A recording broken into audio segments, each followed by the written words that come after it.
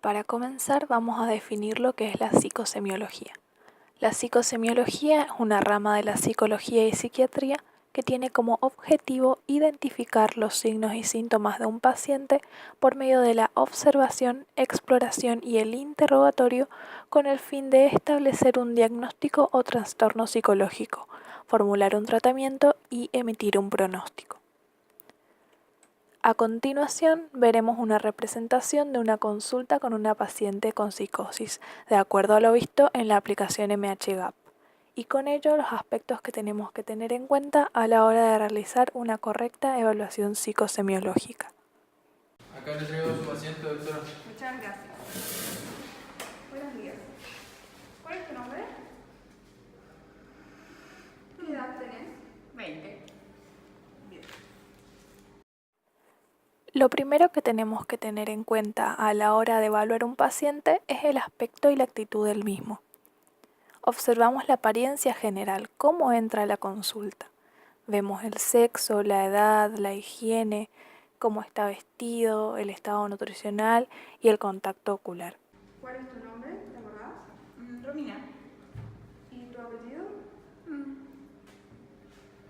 No te acordás. ¿Cuál es tu apellido? Bien. ¿Por qué viniste a la consulta? Me trajeron. ¿Quién te trajo? No sé. ¿Sabes qué día es hoy? Jueves. ¿Y sabes dónde estás? En casa de la abuela. Luego pasamos a la evaluación del estado de la conciencia y de la orientación, que vendría a ser el conocimiento que tiene el paciente acerca de sí mismo y de su entorno. En este caso, el estado de la conciencia lo evaluamos al momento del que el paciente entra a la consulta. Vemos que ella entra caminando, despierta y por eso decimos que se encuentra en un estado de vigilia. Luego la doctora procede a realizar preguntas de orientación auto y alopsíquica, como por ejemplo, ¿cuál es tu nombre? ¿Qué edad tenés? ¿Qué día es hoy? ¿Quién te trajo a la consulta? ¿Por qué viniste a la consulta? Todas estas son preguntas que nos ayudan a realizar esta evaluación. ¿Escuchás voces o ves cosas? Puede ser. ¿Estás viendo o escuchando algo ahora? Hay alguien detrás suyo. ¿Y te está diciendo algo? Sí. ¿Qué te está diciendo?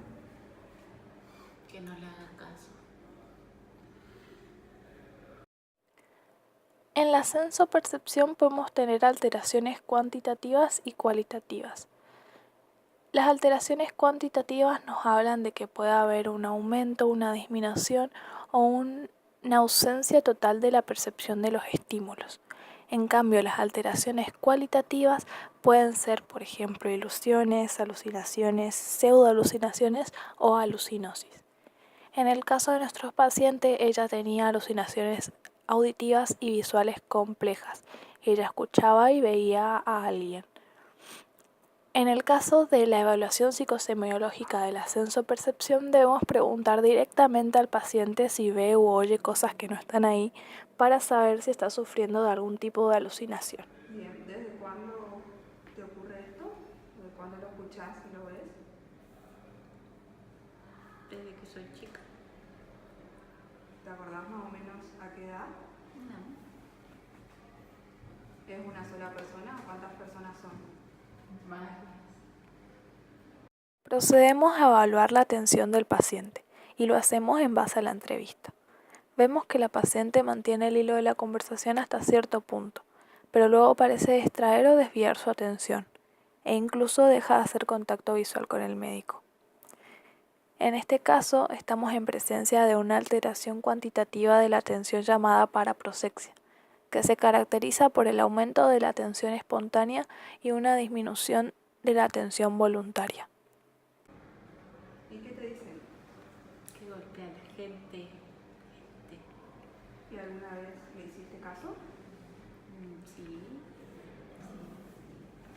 ¿Y qué te dijeron cuando vos le hiciste caso? Que estaba bien. Ellos te dijeron que estaba bien lo que hiciste. Para la evaluación del lenguaje oral, escuchamos el tono y el timbre de la voz. Y también prestamos atención a otros trastornos del lenguaje que pueden ser por causas orgánicas o psicológicas.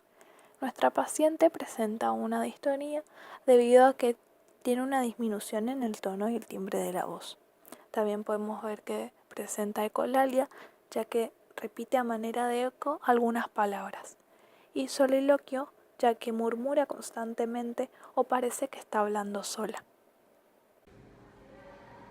Bien. ¿Te acordás qué hiciste hoy a la mañana? Jugar. En cuanto a la memoria, tenemos dos tipos. La memoria retrógrada, que permite recordar hechos que pasaron hace mucho tiempo, y la memoria anterógrada, que nos permite recordar hechos ocurridos más recientemente. Evaluamos estos dos tipos mediante preguntas sobre hechos recientes, como por ejemplo la doctora cuando le preguntó a la paciente si se acordaba de lo que hizo esta mañana, o de recuerdos pasados.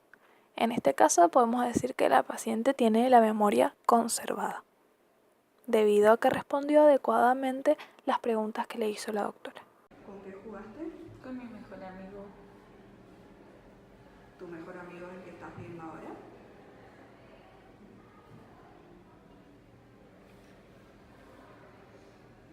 ¿Alguna vez intentaste hacerte daño? ¿O a otra persona? Bueno, pero fue porque te dijeron las voces. No, porque me divierte. Te divierte. ¿Alguna vez te dijeron que te hagas daño vos misma? No, ellos son mis amigos. Bien. ¿Consumís alcohol? ¿O algún fármaco? No, alegría solamente. ¿O algún otro tipo de sustancia? No. Alegría. Bien. Para evaluar la afectividad del paciente debemos buscar los 4 puntos cardinales: depresión, euforia, irritabilidad o ansiedad. Observaremos la mímica, las facciones de sonrisa, de llanto, de miedo o de tristeza que pueda tener el paciente. Cualquier expresión facial que utilice cuando está hablando con nosotros en la consulta, las actitudes, cómo se viste, cómo se ve, qué posturas adopta, las conductas y también la expresión verbal. Tampoco debemos olvidarnos del estado de ánimo. En el caso de nuestra paciente, ella tenía un estado de ánimo elevado, ya que refería sentir alegría constantemente. Te voy a hacer algunos exámenes complementarios y el examen físico y luego en una Le otra tiene que consulta. preguntar a mi mejor amigo primero. Si puedes hacerte el examen físico. Bien. La evaluación del pensamiento se realiza a través de la entrevista y debemos tener en cuenta que podemos tener alteraciones del curso del pensamiento o alteraciones del contenido, como por ejemplo el pensamiento delirante. Para evaluar la forma y el curso se induce al paciente a hablar de forma espontánea. Se realizan preguntas generales y abiertas con el objeto de buscar incoherencia, disgregación, bradilalia, taquilalia o bloqueos. Y como último punto tenemos a la motricidad, pero esto no quiere decir que debamos evaluarla a lo último, ya que comenzamos a observar al paciente directamente ni bien entra a la consulta. Evaluamos la expresión facial, las actividades, los movimientos y las posturas espontáneas que adopta. También podemos pedirle que levante un brazo o que se toque la pierna derecha. Describimos el curso de las alteraciones motoras, la frecuencia y las áreas corporales que se encuentran afectadas, siempre siguiendo un orden. Por último, hablaremos de la afección de nuestro paciente, en base a toda la exploración psicosemiológica que realizamos y con ayuda de la aplicación MHGAP. En la psicosis encontramos estados delirantes, creencias fijas falsas no compartidas por otros en la cultura de la persona, alucinaciones, oye voces o ve cosas que no existen. Tiene un lenguaje o conducta desorganizados, por ejemplo, habla incoherente o ilógicamente, como murmurar o reírse solo. También tiene una apariencia extraña y signos de descuido de sí mismo. En la psicosis siempre es importante evaluar el riesgo de autolesión o de suicidio, y también signos y síntomas de trastornos debidos al uso de sustancias.